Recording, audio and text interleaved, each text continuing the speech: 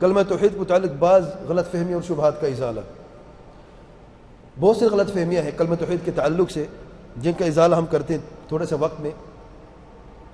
اہل قبلہ کے نزدیک کلمہ گو مسلمان، کلمہ پڑھنے والے مسلمان کے نزدیک الہ کا معنی میں اختلاف ہوا اور 5 حصوں میں تقسیم ہو گئے اہل قبلہ.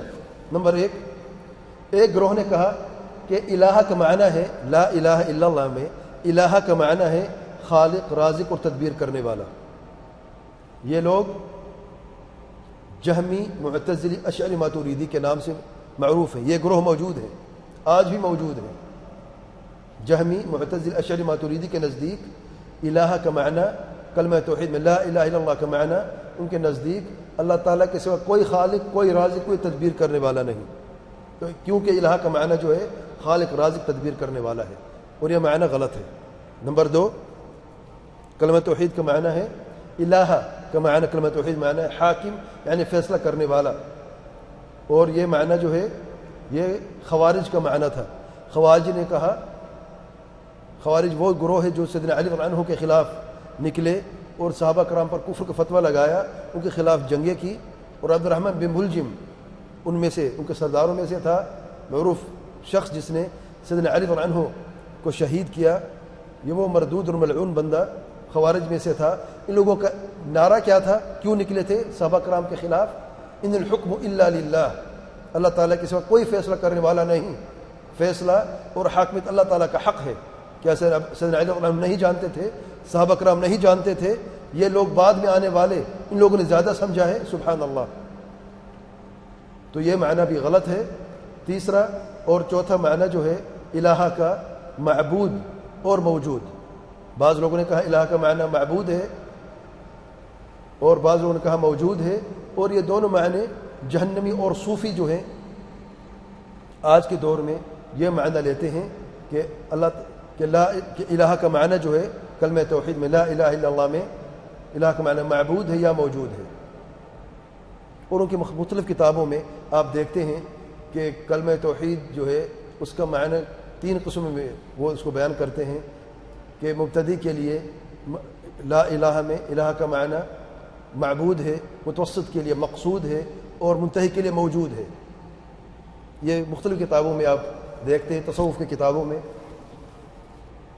5واں معنی معبود برحق، اور یہ معنی رسول الجماعت کا معنی ہے. اگر آپ سنی ہیں، رسول الجماعت سے آپ کا تعلق ہے، تو پھر آپ کے نزدیک یہ معنی ہونا چاہیے کہ الہ کا معنی ہے معبود برحق. اور میں دلائل پہلے پیش کر چکا ہوں.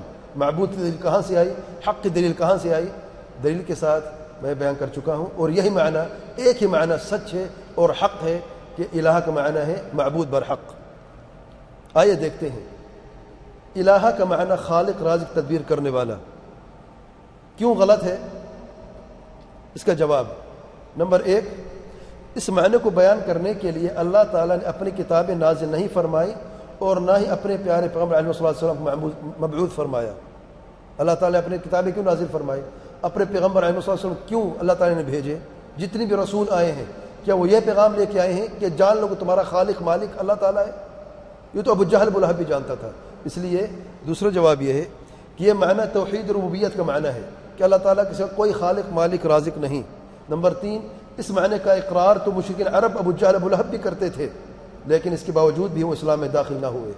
تو اس سے یہ ثابت ہوا کہ کلمہ توحید کا معنی اللہ تعالیٰ کے سوا کوئی خالق، رازق، تدبیر کرنے والا نہیں، غلط معنی ہے. آئیے دیکھتے ہیں الہ کا معنی فیصلہ کرنے والا یا حاکم کیوں غلط ہے.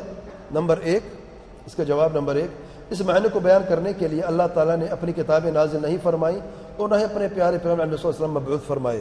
نمبر 2، یہ معنی توحید ربوبیت اور الوہیت میں شامل ہے.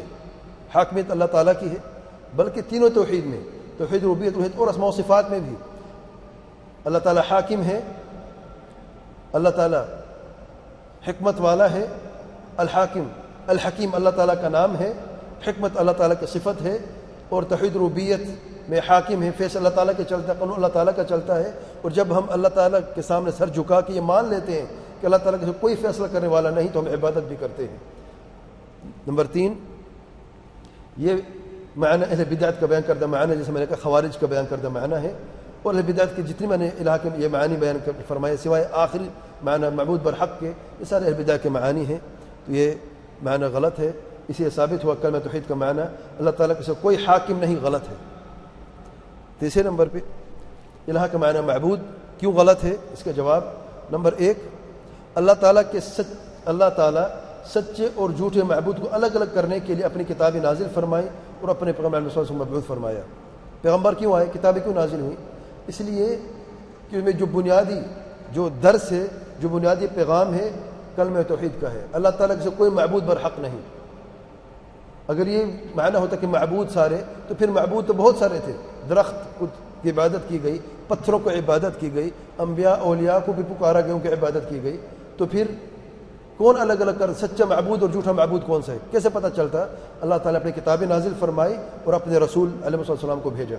نمبر 2، حقیقت کے خلاف ہے کہ اللہ تعالیٰ کے سوا کسی کی عبادت نہیں کی گئی۔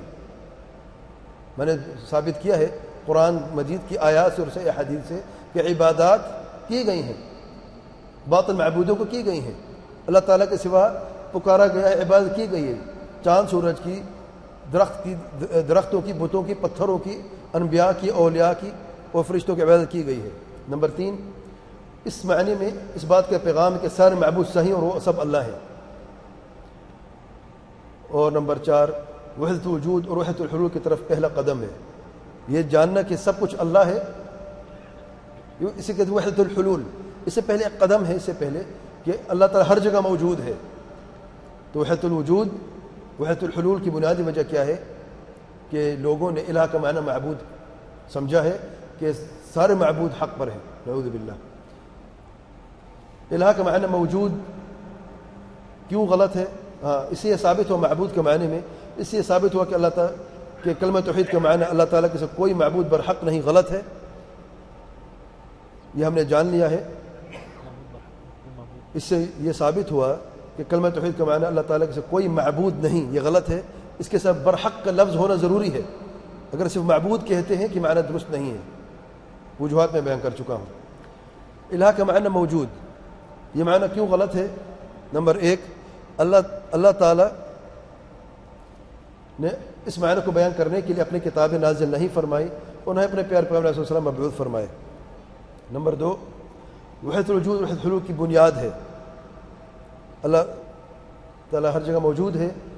پھر ایک قدم آگے بڑھے اہل بدعت اور یہ کہا کہ ہر چیز اللہ ہے، نعوذ باللہ۔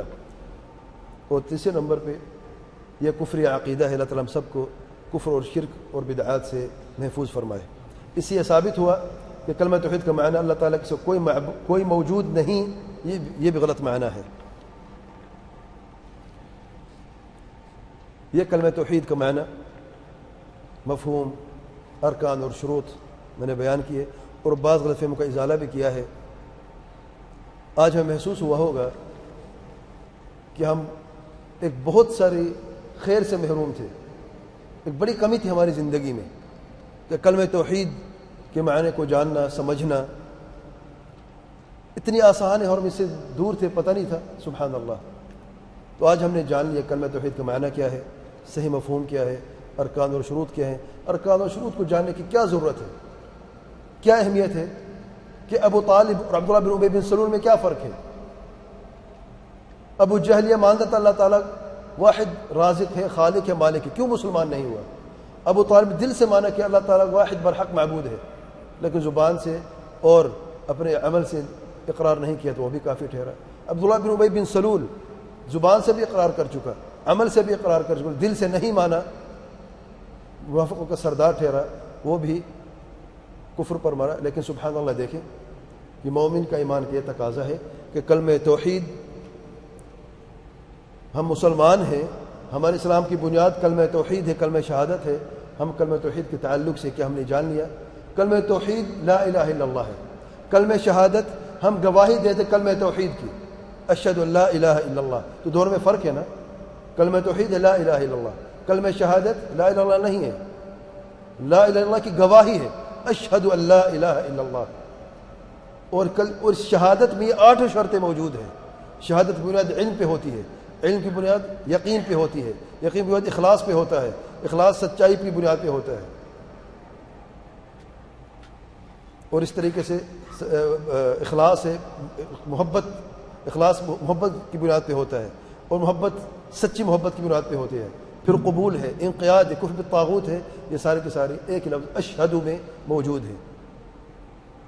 میں اللہ تعالیٰ سے دعا کرتا ہوں کہ اللہ تعالیٰ ہمیں جو ہم نے سنا ہے، جو ہم نے سمجھا ہے، اس پر عمل کرنے کی توفیق عطا فرمائے، اس کی طرف دعوت دینے کی توفیق عطا فرمائے۔ آج ہم اس رمضان میں اپنا ایک مشن بنا لیں کہ جو ہم نے سیکھا کلمہ توحید ہم آگے بھی سکھائیں، لوگوں کو سمجھائیں، اپنے گھر والوں کو سمجھائیں، اپنے دوست و احباب کو سمجھائیں، اپنے قریبی رشتہ داروں کو، اپنے پڑوسیوں کو سمجھائیں۔ ہم افطار پارٹیاں کرتے رہتے ہیں، اس رمضان سے انشاءاللہ ہم کوشش کریں کہ افطار پارٹی جو ہے صرف کھانا پینا نہ ہو، صرف سموسے کھجور نہ ہو۔ آج اس سال میں انشاءاللہ افطار پارٹی میں یہ جو پیپر آپ کے ہاتھ میں، اس کو فوٹو کاپی کریں، اپنے مہمانوں کو بھی دیں، ان کو سمجھائیں کہ آج افطار بھی کر کے جائیں اور کلمہ توحید کے صحیح مفہوم بھی ساتھ لے کے جائیں۔ واللہ اگر اللہ تعالیٰ آپ کی وجہ سے ایک شخص کو راہ راست پہ لگا دے تو اسے ہدایت دے دیتا ہے، تو ساری دنیا کی نعمتیں ایک طرف اور یہ خیر نعمت ایک طرف ہے۔ اللہ تعالیٰ سے دعا کرتا ہوں اللہ تعالیٰ ہمیں عمل صالح کی توفیق عطا فرمائے، قرآن و سنت پر چلنے کی، سلف صالح کو سمجھ اس پر عمل کرنے کی توفیق عطا فرمائے، کلمہ توحید پر عمل کرنے کی توفیق عطا فرمائے، اس طرف دعوت دینے کی توفیق عطا فرمائے، اس پر صبر کرنے کی توفیق عطا فرمائے۔ سبحانک اللہم و بحمدک، اشہد ان لا الہ الا انت، استغفرک و اتوب الیک، وجزاکم اللہ خیرا۔